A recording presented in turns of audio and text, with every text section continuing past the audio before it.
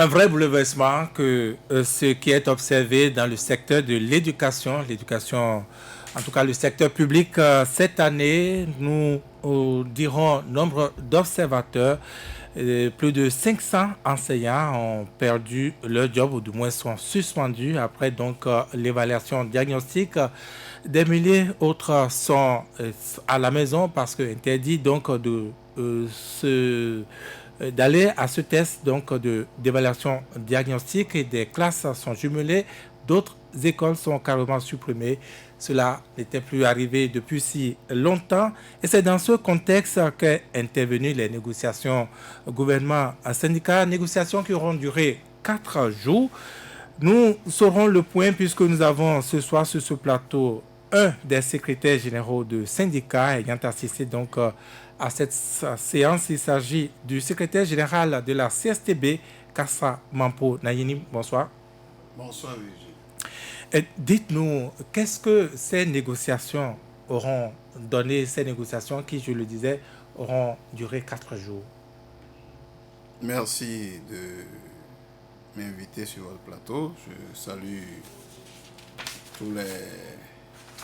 Je salue Virgile, je salue Joël Tchagbe, Patrice Vala, et je vous félicite pour tout ce que vous faites sur ce plateau pour informer les auditeurs.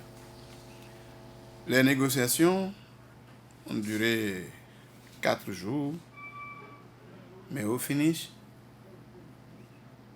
rien sous la dent à croquer. Ah oui?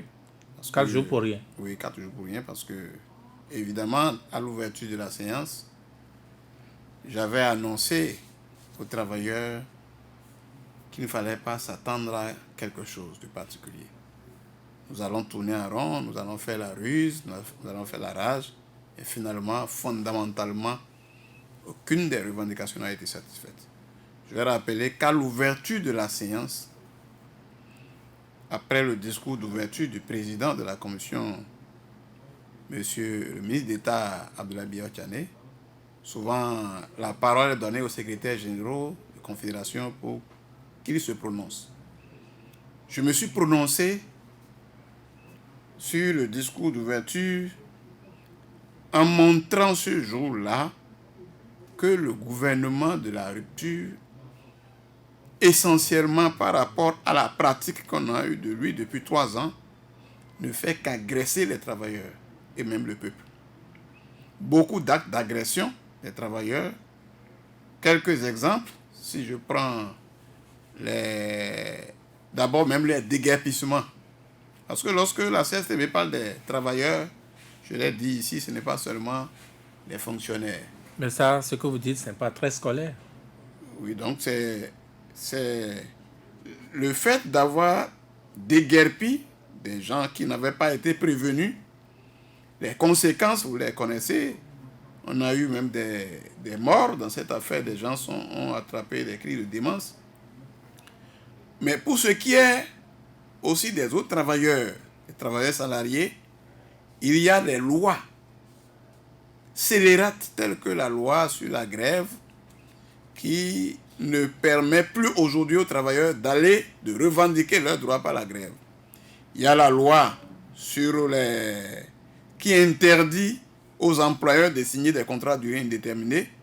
Il y a la loi qui permet de licencier de façon arbitraire, abusive, un travailleur selon l'humeur du patron sans justifier. Il y a la loi qui permet, c'est-à-dire le code pénal qui permet d'arrêter des gens et de les mettre en prison pour attroupement, comme on appelle, non armé. Et ça, c'est des formes d'agression. Il y a même de façon physique, si vous prenez comment on appelle, lorsqu'on parle de ces lois-là, vous allez vous demander, mais comment c'est une forme d'agression?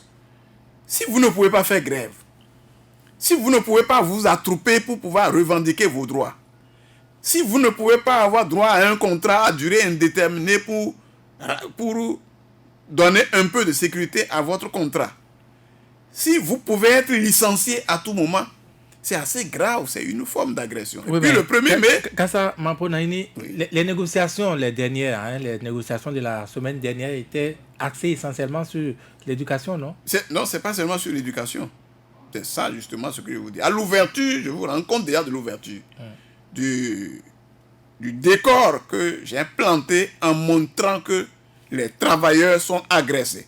Le 1er mai, vous avez vu les images À la bourse du travail. Des gens qui, le 1er mai, fête internationale du travail, conquis de haute lutte, qui est célébré dans le monde entier, dans les rues. Et au Bénin, tout le monde sait que depuis plusieurs années, la CSTB célèbre le 1er mai dans les rues. Nous avons rempli les formalités et on vient nous gazer, on vient nous charger. Et avec des armes sophistiquées aujourd'hui, ce n'est plus des simples grenades qui donnent donc un peu la toux, mais c'est des grenades qui blessent, des grenades qui peuvent vous tuer. Puis dans l'après-midi, vous avez personne suivi... n'était décédé. Hein? Soit dit en passant, personne n'était décédé ce jour-là. Vous n'en savez rien, personne n'est décédé ce jour, mais vous ne savez pas les conséquences. Moi, je traîne les séquelles jusqu'à ce jour. Sans oublier j'avais déjà des séquelles de 2013.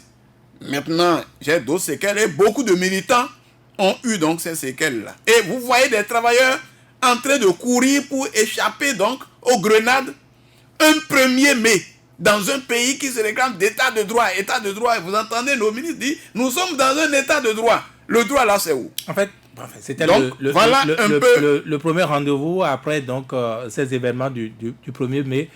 Et c'était donc le moment de faire l'état des lieux à ces ministres. Qu'est-ce qu'ils vous ont... Mais après ça, j'ai présenté quelques revendications. En commençant par l'augmentation, c'est-à-dire vu le coût de vie aujourd'hui, dans le secteur public et privé, vu que donc le coût de vie est monté de façon vertigineuse et que le gouvernement, conséquemment, a augmenté les salaires des ministres, des politiques en général, j'ai demandé, la CSTB a demandé une augmentation du SMIC d'abord, par rapport au secteur privé surtout, et une revalorisation, j'ai demandé une augmentation de 50% au moins, et une revalorisation du point indiciaire pour le secteur public de 25% au moins. Et naturellement, la hiérarchisation des salaires, parce que depuis 2014, qu'on a augmenté le SMIC, on a porté le SMIC de 31 000 à 40 000, mais on n'a pas hiérarchisé les salaires, puisqu'on n'a pas pu dire, celui qui était à 40 000, lui va à combien, et c'est resté comme ça. Et chaque fois qu'on pose le problème, on dit, bon, on ira voir le patronat, Or, c'est couplé, lorsqu'on augmente le SMIC, immédiatement, on doit hiérarchiser les salaires. J'ai posé le problème de cette augmentation qui doit aller au moins à 50% pour ce qui est du SMIC et à 25% pour ce qui est de la régulation du point indiciaire. J'ai aussi posé le problème des questions des libertés. Et ce n'était pas à l'ordre du jour.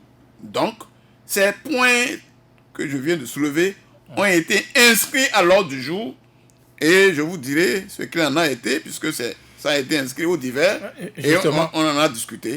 Justement, quand vous avez fait tout cet état des lieux, vous avez signifié votre mécontentement et ces revendications par la suite. Quelles ont été les réponses des différents ministres? Les réponses, c'est d'abord, on nous a distrait avec les comptes rendus des négociations faites au niveau de chaque secteur. Or, finalement, comme négociation, aucun problème véritablement n'a été réglé au niveau des secteurs. Mais pour ce qui est des problèmes que j'ai posés, les problèmes liés à la revalorisation, on nous a dit au dernier jour que le gouvernement n'a pas de moyens pour augmenter la valeur du point indiciaire. De la même manière, on n'a pas les moyens d'augmenter le SMIC. Et que pour ce qui est de la hiérarchisation des salaires, que le débat va se poursuivre avec le Conseil national du travail. Donc, aucune solution. J'ai réagi immédiatement pour dire, mais ce n'est pas possible. On ne peut pas nous dire dans un pays où des ministres sont d'abord des salaires inconnus. Parce que vous vous rappelez, je crois en 2016 ou 2017, quand l'ancienne Cour constitutionnelle a demandé au ministre des Finances de donner les salaires des ministres, ce qui dans d'autres pays est connu sur Internet. Le gouvernement a refusé de donner des salaires. Donc on ne sait pas combien nos ministres gagnent. On ne sait pas combien le président gagne. On sait au moins que le préfet a 5 millions. Si le préfet a 5 millions, donc il faut imaginer ce que le ministre peut gagner. Encore qu'il y a des ministres, Tergal, il y a des ministres, des salaires des gens qui sont à 16 millions, d'autres à 10, d'autres à... On ne sait à combien. Ça, c'est les rumeurs. Ce ne sont pas des rumeurs, c'est ça que j'ai dit au ministre d'État, parce qu'au départ, il me disait, mais monsieur Kassa, vous êtes un grand secrétaire général, vous ne pouvez pas parler comme un homme de la rue sur la base des rumeurs. Je dis, monsieur le ministre, si vous ne voulez pas qu'il y ait des rumeurs, faites publier les salaires des ministres. C'est simple ça. Ils travaillent pour la République. La République doit connaître combien ils gagnent. Jusqu'aujourd'hui, il ne m'a pas répondu, les salaires des ministres n'ont pas été publiés. Tous ceux qui sont, je vous rappelle, tous ceux qui gagnent des salaires politiques, de façon générale, ont de grosses sommes, ont de gros salaires. Et même dans des ministères, même à la présidence, ceux qu'on a fait entrer tout récemment en faveur de la nouvelle loi sur les collaborateurs externes, on peut fixer un salaire à qui on veut. Et vous avez de hauts cadres qui travaillent depuis des années, qui sont à de maigres salaires, et des gens qui sont nouvellement recrutés et qui gagnent des millions. Et lorsqu'on dit oui, augmenter les salaires, on dit non, c'est la masse salariale, c'est la... Comment on appelle ils ont un terme là. L'assiette ou la fourchette? Non, c'est pour montrer que le rapport entre la masse salariale et le budget général doit respecter certaines normes. Nous disons que ce qui alourdit la masse salariale, ce ne sont pas les salaires des fonctionnaires, mais ce sont des salaires des politiques. Bref, qu'il n'est pas possible qu'on nous dise qu'il n'y a pas d'argent. Ce qu'on peut nous dire, j'ai dit que la revendication sur l'augmentation du SMIC et de la révélation du point indiciaire, elle est non négociable. Ce qu'on peut négocier, c'est les proportions, c'est les pourcentages. Donc, rien n'a été obtenu. Pour ce qui est des libertés, nous sommes revenus sur les libertés parce que le Bénin est dans une situation sérieuse, c'est assez grave.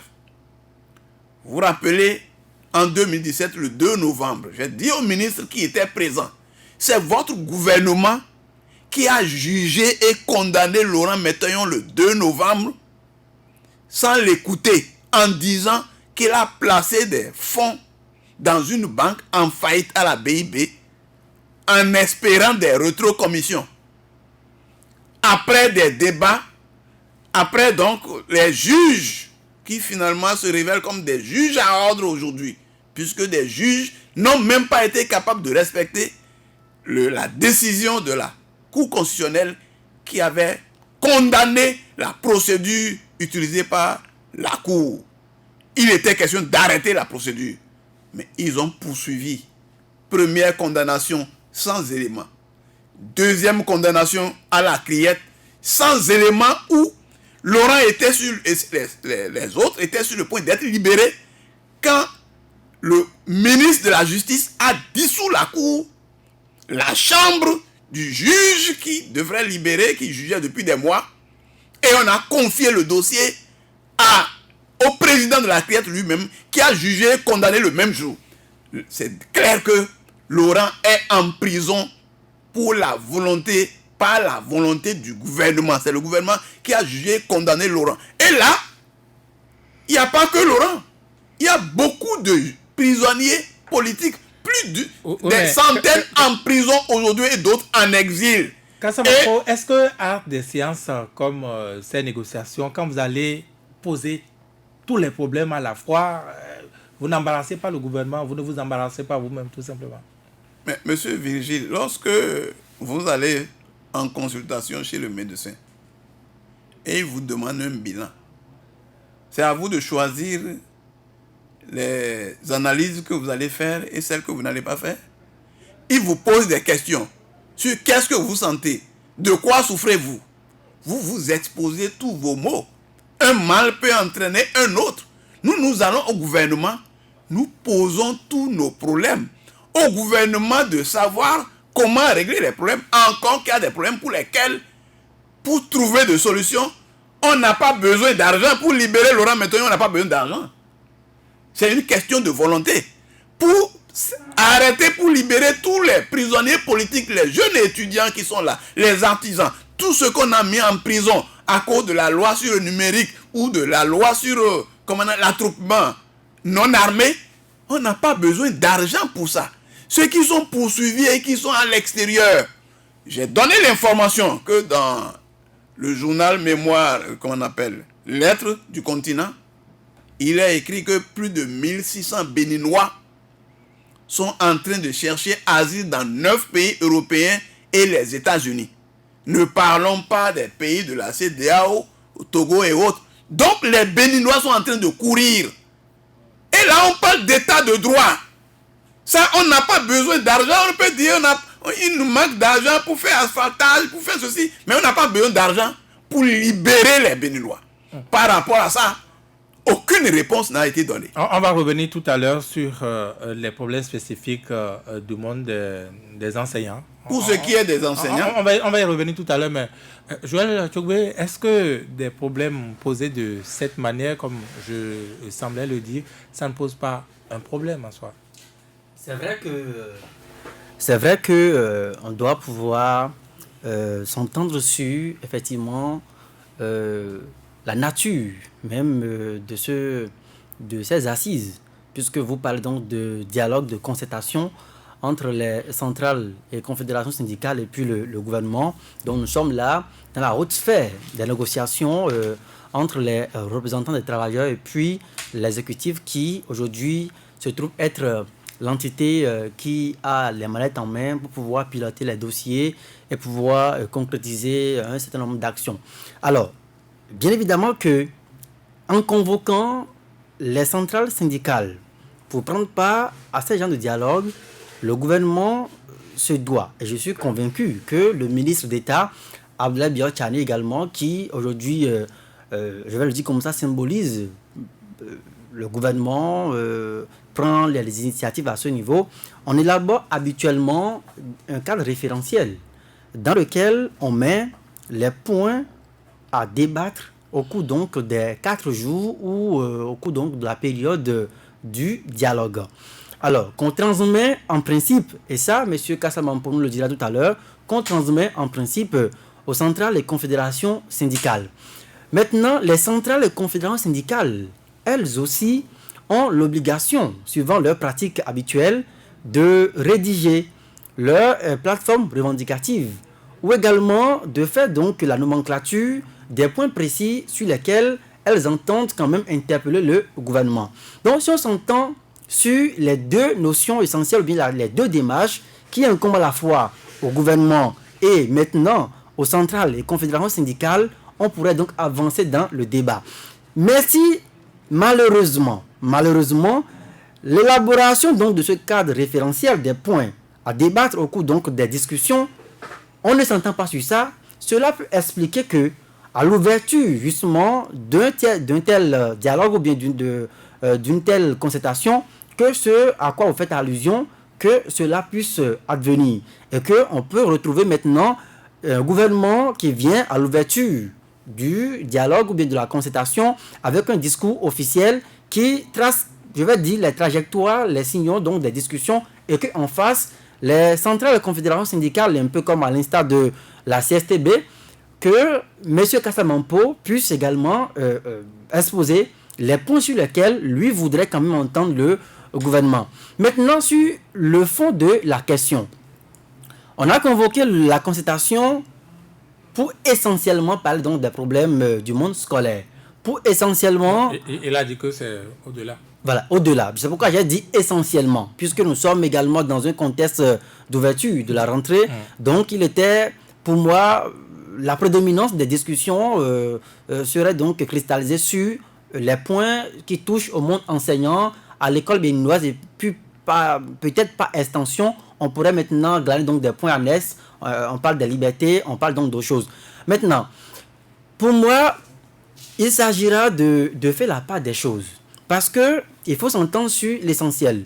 Le gouvernement aujourd'hui, pour ce que nous avons pu observer jusqu'ici, le gouvernement aujourd'hui ne parle pas le même langage que M. Kassamampo.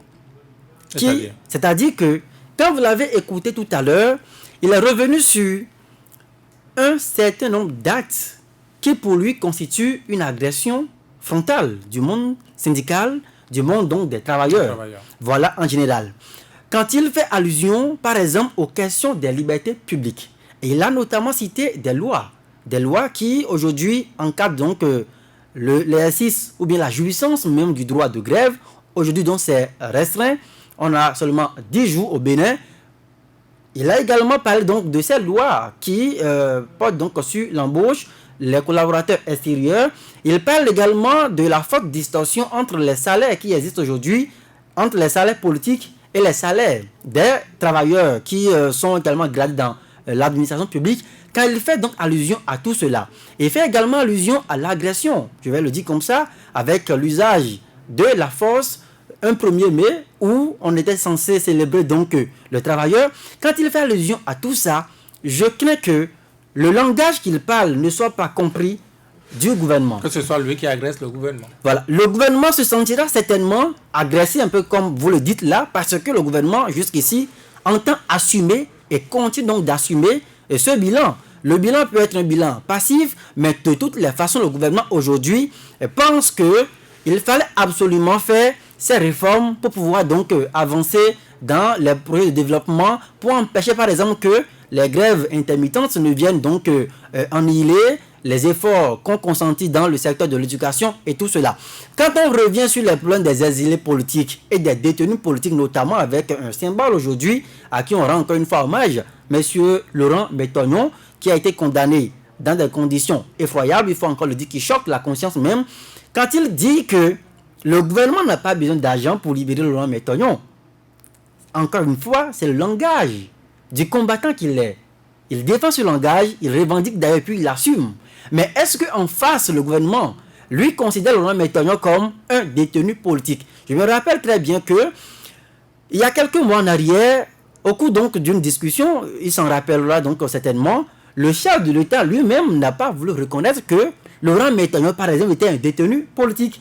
Et par extension, quand on parle des prisonniers politiques et qu'on fait également allusion aux exilés, le chef de l'État, au cours donc d'une concertation avec certains corps constitués de la nation, avait dit que ceux qui ont maillé à partir avec la justice au Bénin, ce sont ceux-là qui ne veulent pas assumer leurs erreurs et qui ont pris donc la poudre d'escampette. Donc quand c'est comme ça, il faut forcément que les deux cas également aujourd'hui soient obligés de s'entendre sur les concepts, les terminologies, les éléments d'appréciation avant de pouvoir s'entendre. Mais si on ne le fait pas, je crains que ce qui se passe depuis 2017, en tout cas après donc l'adoption des lois et que relaie aujourd'hui des lois polémiques, que M. Kassamampo et peut-être d'autres syndicats continuent donc de revendiquer ces points et qu'en face le gouvernement continue d'assumer donc son héritage. Patrice Sabala, Kassamampo Naini nous renseigne sur la fin, eh bien ça n'aura rien donné, ces négociations, c'est en tout cas son appréciation.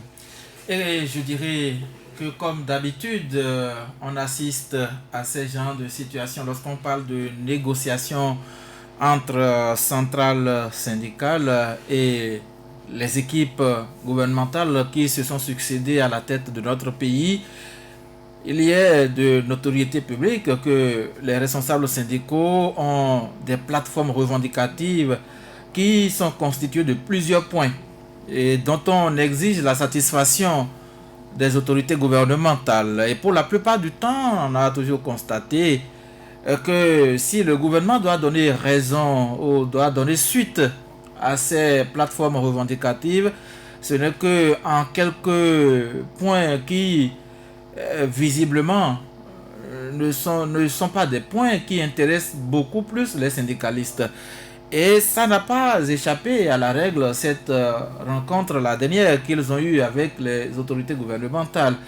Et donc, les responsables syndicaux, pour ne pas dire les centrales et confédérations syndicales, ont des points revendicatifs qu'ils brandissent toujours les 1er mai, quand ça vient, on sait que on va déposer un cahier au niveau du ministère de la fonction publique et du travail.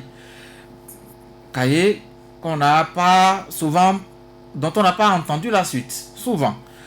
Et comme pour évoluer, l'école a recommencé à rouvrir ses portes, il faut que l'on s'entende sur un certain nombre de points, puisque on s'est encadré par des lois, et pour ne pas donner l'impression d'être des dictateurs, il faut quand même appeler les acteurs sociaux avec qui il faut discuter, donner comme impression qu'on a une oreille tendue vers les travailleurs.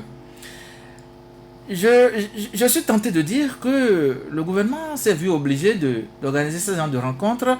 Si on me dit, je n'étais pas présent, M. Kassamampo était présent, il nous a dit qu'il n'y a rien eu sous la dent à croquer. Mais si c'était le cas, alors qu'on a fait 4 jours à échanger, autour de quoi a-t-on changé?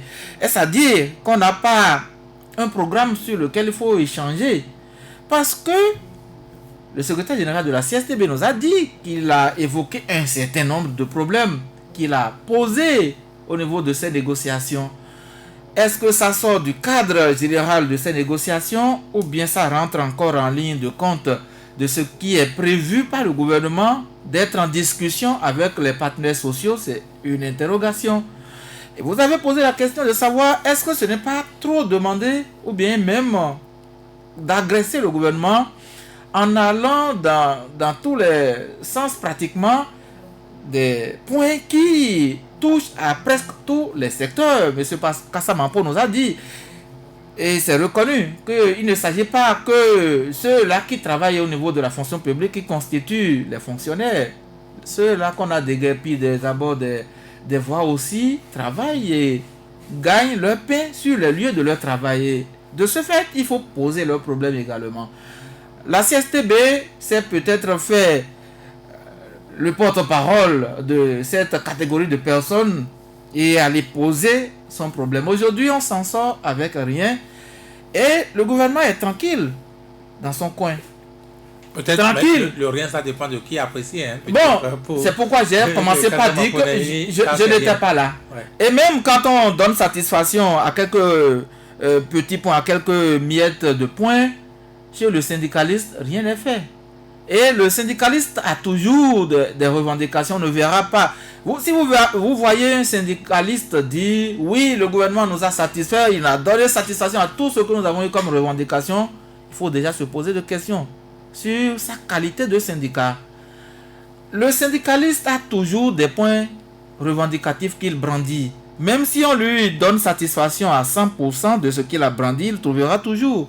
Ça, c'est leur rôle. On ne peut pas les en vouloir pour ça. Et donc, n'étant pas à cette rencontre, nous nous fions tout simplement à ce que nous dit le secrétaire général de la CSTB aujourd'hui pour dire que ce gouvernement est bien logé, est bien assis dans ses agissements. Il est dit qu'il faut surgir, il faut agir et il faut disparaître. Le gouvernement a surgi et agi. Il attend le temps de disparaître. Mais pour agir, il faut se faire entourer de toutes les garanties. Parlant de garanties, il n'a pas trouvé d'autre solution que de passer par le législatif. La 7e législature a voté tous les textes pratiquement qui aujourd'hui fondent le gouvernement à agir. Lorsqu'on parle de Laurent Mentoyon, on vous dira, il a rappelé Joël sur des plateaux, le chef de l'État n'a pas reconnu qu'il y a des détenus politiques au Bénin. Et on vous parlera de la séparation des pouvoirs. Ce n'est pas un ministre du gouvernement qui a condamné Laurent Mentoyon. On vous dira que le judiciaire est différent de l'exécutif et différent également du législatif. Mais aujourd'hui, quand on a donné 2 jours de grève au maximum dans un mois, nous sommes en octobre. Les 10 jours de grève par an, c'est déjà réduit. Hein? On n'a plus 10 jours de grève aujourd'hui lorsque nous nous situons dans le mois d'octobre parce qu'il est limité dans un mois que vous n'avez que 2 jours de grève. Si vous avez laissé les autres mois passer, ça, c'est dire donc que vous n'avez plus de marge de manœuvre pour agir. Un autre débat. D'ailleurs, on a vu la ZSTB qui a voulu consommer un jour ou deux. Oui. Voilà, maintenant, il vous reste 9. Bon, il ne vous reste d'ailleurs plus 9. Ça n'a pas d'ailleurs pris. On a vu que les militants ont reçu le coup à certainement, Kassama Naini, vous avez envie de réagir. Oui, j'ai envie de réagir parce que Joël, tout à l'heure, s'est posé la question de savoir si on s'est entendu sur un programme de débat. Avant de commencer, est-ce que le gouvernement avait la plateforme revendicative? D'abord, depuis son arrivée en 2016, toutes les confédérations centrales syndicales ont présenté leur plateforme revendicative. Donc, et chaque année, nous renouvelons ces plateformes-là. C'est-à-dire qu'avant d'ouvrir même une session, le gouvernement a toutes les revendications des travailleurs. Les sessions ordinaires, négociations, gouvernement syndical, c'est combien par an? Bon, normalement, c'est au moins 2 sessions ordinaires et il peut y avoir des sessions extraordinaires. Il se fait que c'est en septembre là qu'on a convoqué la première session ordinaire de l'année 2019. Non, c'est pas celui qui aura la seconde. Non, je vais vous dire pourquoi d'ailleurs cette session a été convoquée. Donc, le gouvernement a bel et bien nos différentes plateformes, les problèmes que j'ai évoqués, les problèmes liés au SMIC, liés à la révélation du point indiciaire, liés aux libertés, tous ces problèmes-là figurent dans nos plateformes qui ont été déposées depuis des années et qui n'ont pas eu de suite. Mais l'ordre du jour qui a été proposé prenait comme premier point pratiquement les questions liées à la préparation de la rentrée. Deuxièmement, les diligences, les diligences et compte rendu des négociations sectorielles faites, c'est-à-dire que ce qui s'est fait au niveau de la santé, au niveau de la justice, ainsi de suite. Puis en troisième position, les questions diverses. Mais lorsque vous voyez par exemple les questions sectorielles qui sont évoquées, il y a plein de problèmes qui ne sont pas abordés. Donc, on a laissé tomber l'essence, une grande partie des problèmes qui figurent dans nos plateformes revendicatives. Et on a abordé les questions de rentrée, certainement parce que la rentrée est là. Finalement, c'est pour dire que donc, on prépare la rentrée, c'est pourquoi on convoque la session. Et là encore, lorsqu'on aborde la question de l'école, à part les primes, les miettes qu'on donne comme primes de rentrée, primes de journée de réflexion et autres là, les problèmes essentiels liés au manque d'enseignants, à la maternelle, au primaire, au secondaire et au supérieur, les problèmes liés à l'équipement, au manque d'équipement, au manque d'infrastructures telles que les bâtiments et autres, les problèmes liés au manque de laboratoires et tout ce qui permet, sans compter même le programme en lui-même qui depuis des années est dénoncé comme n'étant pas conforme à nos réalités. Un programme qui forme des gens sans emploi parce que ce n'est pas en adéquation avec nos réalités. Tout ça n'est pas abordé. Et lorsqu'on aborde ces problèmes, c'est sous forme de quoi? On a par exemple parlé des aspirants. Les vacataires, aujourd'hui on les appelle les aspirants, ce qui est un problème parce que les gens qui étaient vacataires depuis des années, des gens qui ont le CAPES, le BAPES, on dit qu'ils sont aspirants. Ils ne sont pas aspirants, ils sont enseignants. Celui qui enseigne depuis des années n'est pas encore aspirant. Donc, par rapport à eux, on a passé des tests et on a constitué ce qu'ils ont appelé une banque de données où on devrait puiser des gens et aller les positionner. Qu'est-ce qu'on a constaté? Ils avaient organisé un test en mai où c'était essentiellement les vacataires sur le terrain qui ont composé. Mais qu'est-ce qu'on a constaté? Ceux-là qui étaient là et qui étaient en fonction depuis des années, et qui sont reçus, certains avec beaucoup d'expérience, d'autres avec CAPES, BAPES et autres, qui sont reçus, n'ont pas été autorisés naturellement à composer pour le second test qu'ils ont organisé tout récemment. En fait, Et ils ont c'est ceux organisé qui... d'abord un premier test en janvier, oui, puis en mai. en mai. Je crois que le premier test est en janvier et le deuxième test alors, En mai, oui. en mai. Oui. Et Ceux le troisième test dernièrement. Ceux qui sont reçus en mai, là, janvier, mai, et qui n'étaient plus autorisés à composer, pour la plupart n'ont pas été pris. Et on a appris que pour la plupart des jeunes licenciés, des licenciés, parce que ceux-là qui n'auront qu'un salaire de 90 ou 95 000, 95 000. et ceux qui ont le CAPES, le BAPES et autres, qui sont reçus au test de mai, n'ont pas été pris, pour la plupart.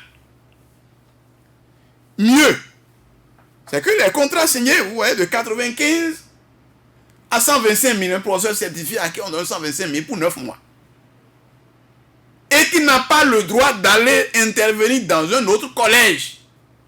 Or, avant, au moins, le professeur pouvait courir dans les autres collèges pour arrondir des angles. Il pouvait même aller jusqu'à 200 000 pour au moins préparer les vacances, parce que pendant les vacances, il n'est pas payé. Non seulement, on lui dit qu'il a 95 000 ou 105 000 ou 125 000, mais c'est qu'il n'a même pas le droit d'aller intervenir dans un autre collège. Plus grave, s'il est à Porto-Novo, il a passé le test à Porto-Novo, il est à Cotonou, sa femme est quelque part en train de vendre dans un kiosque ou bien au marché, on l'affecte à Malanville ou à Porga, comme un agent permanent qui a un contrat en bonne et due forme. Et on lui dit, on doit être prêt à servir partout où besoin sera. Il y a quelque chose qui ne va pas. Donc il ira à Porga, il n'est pas un agent à plein temps, c'est-à-dire il travaille à plein temps, mais on lui paye un salaire. Lorsqu'on pose le problème, on dit non, qu'il est en pré-insertion sous la NPE. Donc son contrat est spécial. Or, c'est un contrat de travail. Un professeur qui travaille 9 mois doit se reposer comment on appelle, 3 mois. Il doit bénéficier des mois de vacances. Bref, là encore, qu'est-ce qu'on a constaté? Qu'il n'y a pas eu amélioration des conditions. Et qu'est-ce que le gouvernement a répondu à tout ça? Comment le gouvernement répond que c'est une pré-insertion pour des gens qui travaillent depuis des années pour la plupart. Une pré-insertion, une pré-insertion, c'est-à-dire ils vont être définitivement recrutés. Et ils seront recrutés après. Ils seront recrutés après, ils seront embauchés. En fait, ils vont composer. Ce n'est pas qu'ils seront pré-insérés, c'est terminé. Que c'est la NPE qui va les prendre pour des gens qui ont fait l'école normale, qui ont le CAPES, qui ont le BAPES, donc ils sont pré-insérés. Des gens qui étaient vacataires depuis 2, 3, 4 ans, ils sont pré-insérés. Donc, la situation n'est pas réglée. L'autre problème qui est d'actualité, dont nous avons discuté là-bas, c'est la question du test d'évaluation pour lequel on a suspendu des enseignants du primaire et du secondaire. Cette question, vous la connaissez. Ça, c'est l'évaluation diagnostique. Oui, c'est l'évaluation diagnostique. Ce débat a eu lieu depuis 2018. Et vous savez que, dans un premier temps, le gouvernement a programmé l'évaluation diagnostique pour les enseignants du primaire. Et en son temps, nous avons été prudents et nous leur avons dit, cette évaluation n'est pas diagnostique. Parce qu'une évaluation diagnostique pour un agent en exercice se fait en situation d'exercice. Pour un enseignant, c'est en situation de classe. Il ne faut pas aller composer. Les gens veulent certainement licencier. Et dans la période, les gens ont sensibilisé, et presque la majorité des enseignants du primaire étaient allés composer. Et lorsqu'ils ont corrigé, ils avaient eu environ, plus de 98% ont eu la moelle. Le gouvernement a annulé pour dire que c'était mal fait, il doit reprendre en juillet. C'est là où les gens ont dit, donc les Kassamampo avaient raison. J'étais même à Genève à ce moment. Quand les gens ont dit, quand je disais, n'allez pas composer, je suis déjà au courant de ce qui s'est passé au Niger ailleurs. La CSTB avait raison, d'autres enseignants avaient raison, des gens qui avertis nous avaient dit de ne pas aller composer. On ne va plus composer, en juillet ils n'ont plus composé.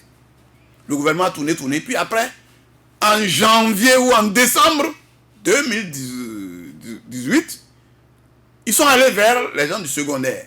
Et à ce moment, le président nous a même convoqués à la présidence. Et c'est là, nous avons discuté sur cette question.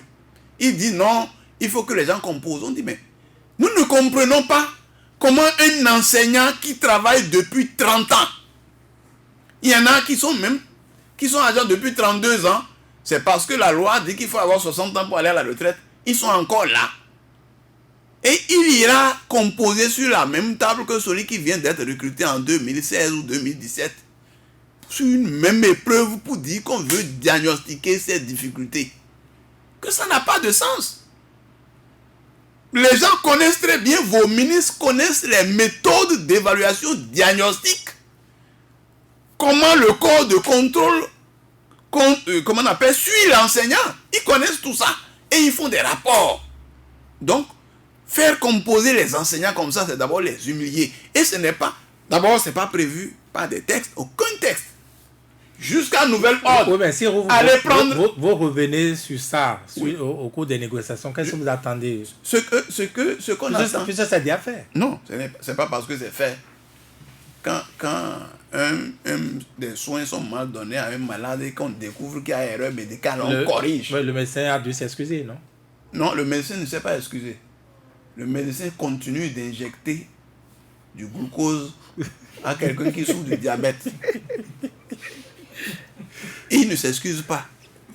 Conséquence? Donc, il veut tuer. Parce qu'ils savent très bien que l'évaluation diagnostique ne permet pas de découvrir les insuffisances de l'enseignant. Ils savent très bien que l'évaluation diagnostique n'est pas prévue par les textes. Statut général de la fonction publique. Nulle part on a prévu une évaluation diagnostique. Statut particulier des enseignants. Nulle part on a prévu une évaluation diagnostique. Et vous le avez signifié, mais qu'est-ce qu'ils vous ont promis? Ils n'ont rien promis. Ce qu'ils ont répondu, ils ont répondu que c'est le gouvernement qui prend l'initiative de l'orientation à donner dans la politique voilà. éducative. Et nous avons dit oui. C'est lui qui prend l'initiative. Encore, il n'est pas le seul à définir l'orientation. C'est avec les travailleurs, c'est avec les partenaires sociaux qu'il définit l'orientation. Mais quand il finit de définir l'orientation, la mise en œuvre doit se faire selon des tests, selon des règlements, selon des lois. Et ces lois s'élaborent. On ne peut pas, parce qu'on a défini l'orientation, pratiquer ou bien mettre en œuvre de façon arbitraire, sans suivre des principes, sans suivre des règles déjà préétablies. Donc, si des gens ont refusé de composer le 24 août, c'est parce qu'ils estiment que la règle n'a pas été suivie, la loi n'a pas été respectée. Ils sont revenus, ils ont menacé, et les gens sont venus pour composer. Certains ont composé le 7 septembre, d'autres n'ont pas composé. Et on dit qu'on va les licencier. Je dis, mais si c'est ça, on devrait les licencier. Il y a déjà des suspensions. Si on devrait les licencier, pourquoi on n'a pas licencié ceux qui ont boycotté l'évaluation en juillet 2018? Pourquoi on n'a pas licencié les 80% qui ont boycotté l'évaluation en janvier 2019? Qu'il ne s'agit pas d'un problème administratif. Ce n'est pas une insubordination à sanctionner. C'est un problème de gouvernance dans le secteur. C'est-à-dire que le gouvernement veut violer les étapes, veut violer les lois. Les travailleurs disent on n'est pas d'accord. Et ils appellent l'opinion publique à témoin pour que tout le monde se lève. Les licenciés, ça serait arbitraire. Et vous avez vu, lorsque le ministre, les différents ministres de l'enseignement secondaire, primaire, ils ont donné des demandes d'explication à ceux qui n'ont pas composé.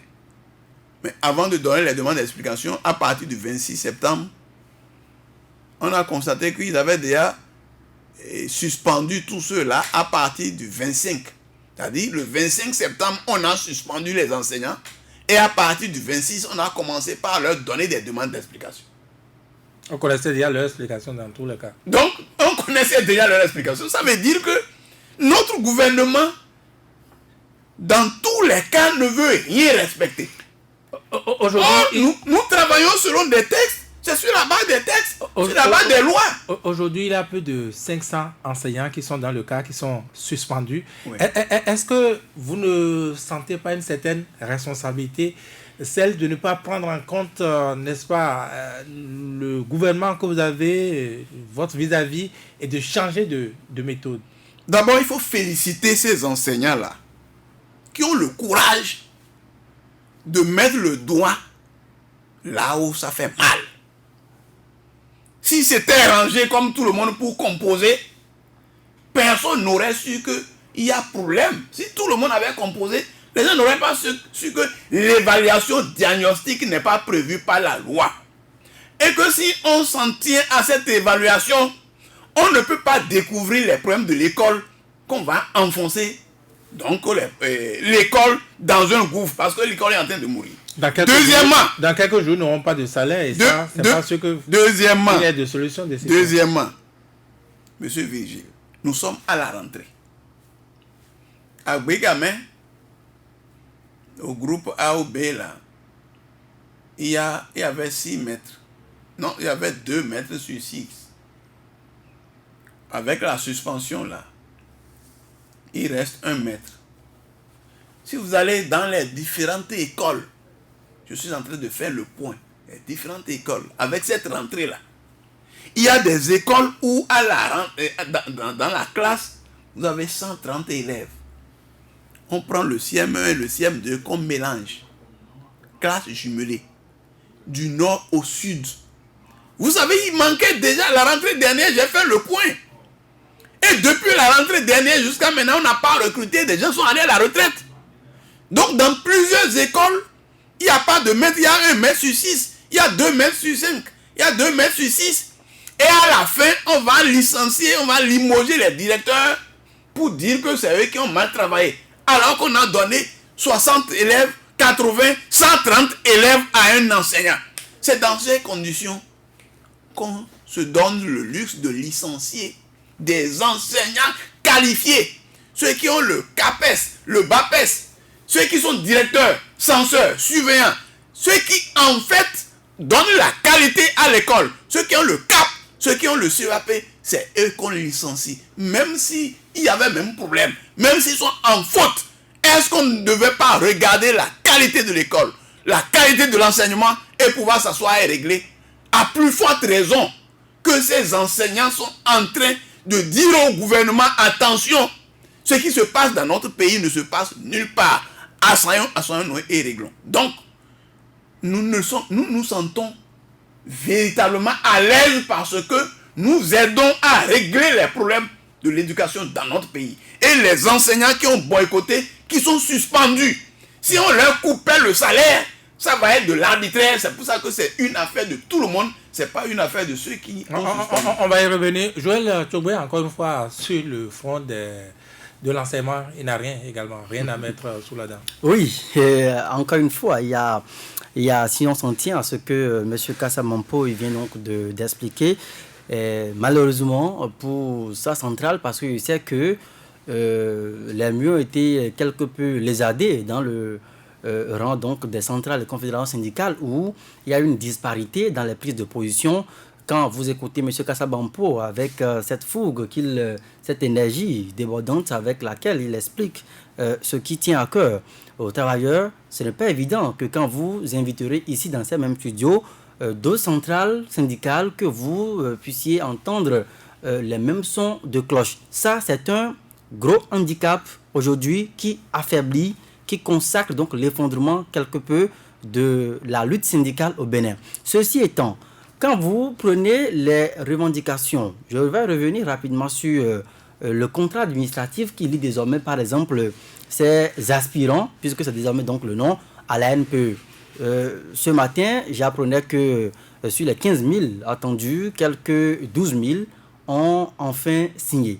Et donc, selon M. Urbain Amegwedji, le directeur de la NPE, il estimait sur les ondes donc, d'une radio sœur que les 3 000 certainement qui restent ne sont pas visiblement intéressés par la signature de ce contrat. Le contrat ne les intéresse pas. Ne les intéresse pas. Donc, eux, ils vont donc clôturer et faire le point et se cantonner aux 12 000 enseignants qui ont signé.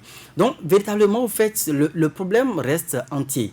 Le problème reste entier et il va falloir que le gouvernement puisse également s'asseoir et encore revisiter un peu les colonnes de ce contrat administratif pour savoir quels sont les points d'avancée, quels sont les points d'ombre sur lesquels il faut encore travailler pour véritablement mettre à l'aise les enseignants. Nous avons, un peu comme on vous le dit souvent, les enseignants ce ne sont pas des extraterrestres. Ils sont dans nos coins, ils sont dans les marchés, dans les rues, dans les quartiers. Et nous les côtoyons, nous vivons avec ces enseignants-là. Ce sont des frères, ce sont des pères.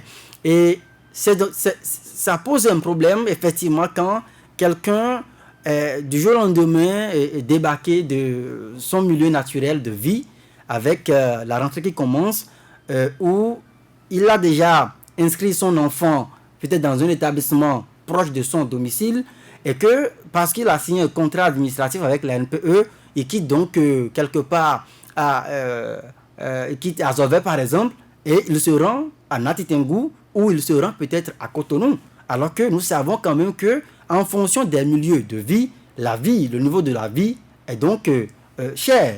Donc aujourd'hui, il y a des problèmes de fond qu'il faut absolument régler, à mon avis, sur ça. Maintenant, quand on parle des enseignants de l'évaluation diagnostique, malheureusement, vous avez posé la question à M. Kassa Mampo, et c'est sur cette fibre sociale que moi je voudrais l'inviter.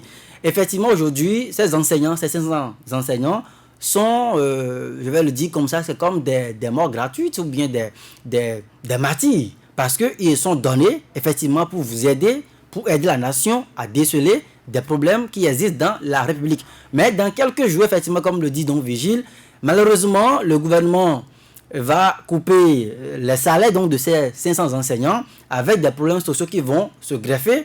Alors, moi, je voudrais quand même que, oui, qu'on puisse trouver un syndicat comme la CSTB qui puisse à la fois en train de défendre effectivement le respect des normes requises dans la matière éducative, mais également plaider pour que ces enseignants effectivement puissent rapidement être rétablis dans leurs droits. Ne pas le faire, pour moi, ça ne serait pas forcément rendre service à ces enseignants. Et il va le dire tout à l'heure. Oui. Maintenant, je vais finir sur la question très parce rapidement. que nous parlons de l'éducation. Il oublie certainement que le ministre des enseignements maternels et primaires, ils ont imposé un code vestimentaire dernièrement à vos syndiqués certainement qui quelque peu se sont égarés d'un point de vue donc d'habillement. On leur impose un code vestimentaire. Je pense que au fond, il faut que le syndicalisme au Bénin puisse être en alternance entre effectivement la protection de ces valeurs qu'on défend et également l'éducation et les revendications. Voilà. Oui, très rapidement, Patrice Savala. Depuis le gel des recrutements au niveau de l'enseignement, je pense que c'est là le début des problèmes de l'école béninoise. Parce que chaque année, il y a toujours quelques travailleurs de l'État qui partent à la retraite. Il faut pouvoir leur remplacement, ce que les gouvernements successifs n'ont pas eu à faire en son temps. Ajouter à cela au problème de personnel dans l'éducation, les infrastructures. Aujourd'hui, les problèmes sont là entiers. Le gouvernement de la rupture a peut-être de bonnes raisons d'opérer des réformes dans le secteur éducatif, comme beaucoup d'autres secteurs dans lesquels ils interviennent avec tout ce qu'ils inventent, des trucs du genre aspirants, qui pour moi ne ressemblent absolument à rien. Aspirant, M. Kassa Mampo l'a dit, celui qui est dans l'enseignement depuis 10 ans aspire à quoi encore? Il aspire à quoi? Il faut qu'on recadre cette terminologie-là pour quand même montrer que l'on réfléchit à un moment donné, que l'on a des conseillers qui quand même donnent des directives à suivre pour qu'on puisse avoir une solution aux problèmes qui se posent. Mais quand vous êtes face à un gouvernement qui n'a que faire de vos recadrages, qu'est-ce que vous faites pour vous faire entendre? Oui, mais lorsque nous sommes dans un pays où tout est encadré par des lois. Qu'est-ce qu'on peut faire que de subir? Qu'est-ce qu'on peut faire que de subir? Je peux passer la parole à Kassamampo Naini à présent. Oui, allons-y. Vous me permettez? D'accord. Et très rapidement, nous allons finir cette émission. Non, je crois que la question soulevée par Joël par rapport au licenciement qui est imminent, mais ce n'est pas à moi que la question s'adresse. Le gouvernement fonctionne selon des lois, selon des textes. Ces textes sont violés par le gouvernement. Les citoyens disent non. C'est comme Laurent Métoyon, le truc de Laurent Métoyon qui est en prison et autres là. Et le président nous dit de ne plus parler de Laurent Métoyon si on vient à la présidence. Et vous êtes à la camp. C'est à une rencontre là. Ne parlez plus de lui, ne parlez plus du forestier Patrice Trépeau. D'ailleurs, pour Patrice Trépeau, je suis en train de voir au plan social comment je vais l'aider et tout ça. Mais ne parlez pas de son licenciement, ne parlez pas de Laurent Métoyon. Je viens de rappeler comment aujourd'hui ce n'est plus. Le gouvernement ne peut plus dire le dossier est dans les mains de la justice. Puisque c'est devant tout le monde que... Je vous repose la question, si vous permettez. Puisque là, on est tenu par le temps qu'elle a fait. Non, une question m'avait été posée.